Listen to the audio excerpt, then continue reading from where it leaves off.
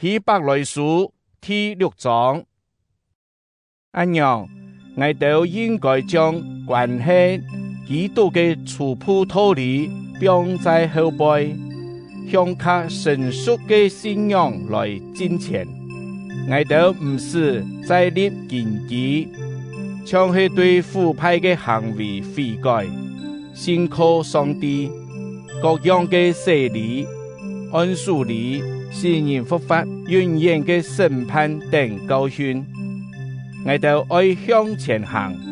上帝那準，我哋一定愛按樣做。論到基督離開正途嘅人，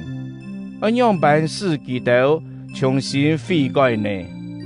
基督實得到上帝嘅光照，上個屬天恩賜嘅子民，有勞聖靈有份，也實體驗到上帝嘅話係何等嘅美好，又感受到末世嘅大能，你知麼？後來基督還係配入正途，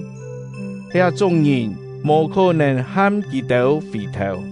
重新悔改，因為基督親手將上帝嘅愛嘢栽當十字架，公然侮辱佢。天地常常吸收雨水，生出青菜，本耕種嘅人得到利益，就承受上帝嘅祝福。總係倆天地那生出內來老七里，還有乜嘅用呢？佢就有所居住嘅危險，最尾本火燒脫。親愛嘅朋友啊，雖然我都按樣講，總係我都還係相信你都有較好嘅行為，接勸得救。上帝唔會按無公當，佢唔會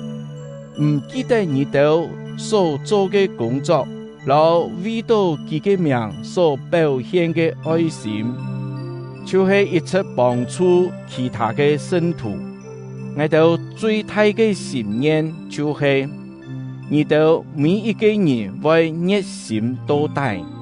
本你哋所盼望嘅一切得到實現，唔好懶事，要學基督用信心、留耐心來領受上帝應許嘅人。上帝應許亞伯拉罕嘅事，佢有發過誓，因為無比佢較大嘅，佢就指自家嘅名來發誓。佢講：我一定愛太太祝福本兒，我一定愛本兒多子多孫。亞伯拉罕耐心等候，到尾就得到上帝所應許嘅人發誓嘅時節。佢係只等比自家較大嘅來發誓，所以發誓常做一種嘅擔保，結束人老人中間嘅一切紛爭。上帝為到愛對基督承接其應許嘅人，強調佢嘅計劃永遠唔會改變，就在應許當中加上發誓。上帝嘅應許老發誓，攏總係唔會改變嘅，因為上帝唔會講話了，所以我哋都必定入到上帝保護之下嘅人，得到當大嘅鼓勵。愛求係放在我哋頭前嘅盼望，我哋有了盼望，就像生命嘅錨，又安全又穩當，倆盼望通過天堂升天嘅布簾，入到地背嘅聖所，為到我哋耶穌做先鋒，已經去嘅位，佢已經照麥基洗德嘅體制，上做永遠嘅大祭司。